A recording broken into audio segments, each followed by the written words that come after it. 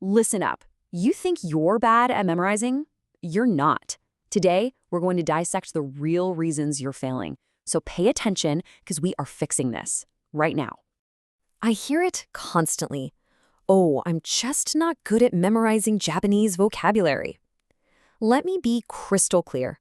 That is an excuse. Your problem is not your ability. Stop hiding behind it. The reality? The ones who aren't making progress are all making the same predictable mistakes. It's like you're following a manual on how to fail. Well, today we're tearing that manual to shreds. Okay, first things first. Your misunderstanding. We need to tear down this flawed belief you have about yourself. This is the source of your weakness.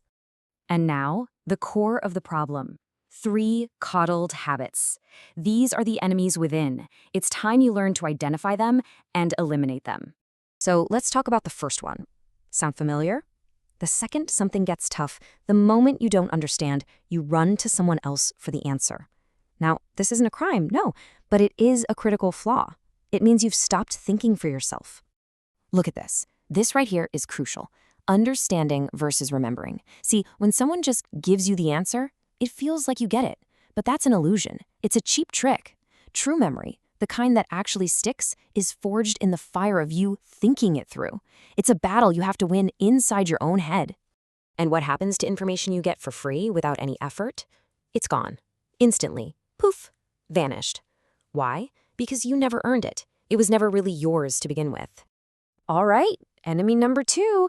You say you're studying vocabulary, but what are you really doing? Just staring at a list of words? Reading them over and over? That is not studying. That is a complete and utter waste of your time. Let me make this simple. You will not, I repeat, will not learn a single word unless you use it. This isn't a friendly suggestion. It is a fundamental law. You have to produce. You have to create output. And output doesn't have to be some grand, complicated project. Look, here's a simple battle plan. Recitation. Just saying the words out loud. It's incredibly powerful. You take, say, 50 words. You recite them in order every single time. What you're doing is building a book in your mind page by page. When you need a word, you just flip to the right page. Simple, effective. Now do it. And that brings us to the third enemy, the final coddled habit. You study using only free materials, don't you? Now look, free stuff isn't inherently bad, but relying on it exclusively is a strategic disaster. First, there's no system. Your learning is just chaos. Second, you waste more time hunting for decent materials than actually studying. And third, and this is the real killer, your motivation is pathetic. When you haven't invested anything, you have no skin in the game. Quitting becomes the easy option, and you take it. Let me tell you a story. It's going to make this final point painfully clear. Listen. For 2 years, I volunteered as a Japanese language tutor. I worked with students who said they were serious about passing the JLPT, and I was serious about helping them.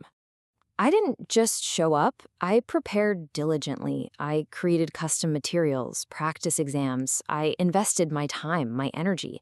I genuinely believed my work would help them succeed, and I expected them to meet my effort with their own. And what happened? On the day of the lesson? Nothing. They just wouldn't show up.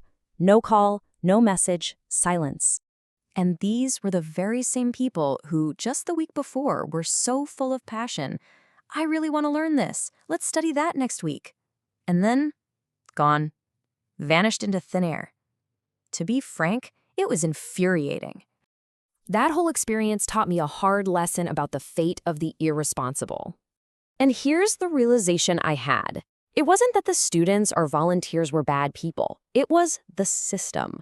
In a free system where nothing is at stake, everything decays. The instructors stop taking it seriously, and the students feel like it's okay to just not show up. It becomes normal. Why? Because in a system with zero investment, responsibility is never born. So, we have identified the enemy. We have diagnosed the weakness. Now we move on to the only path to victory.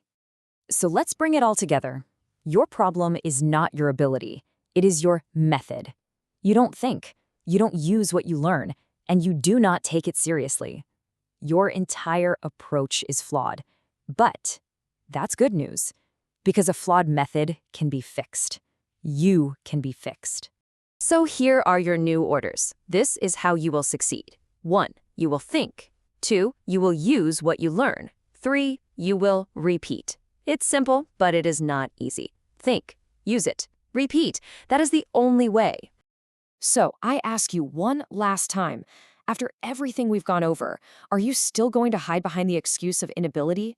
The choice is yours. The responsibility has always been yours. Now go. Execute.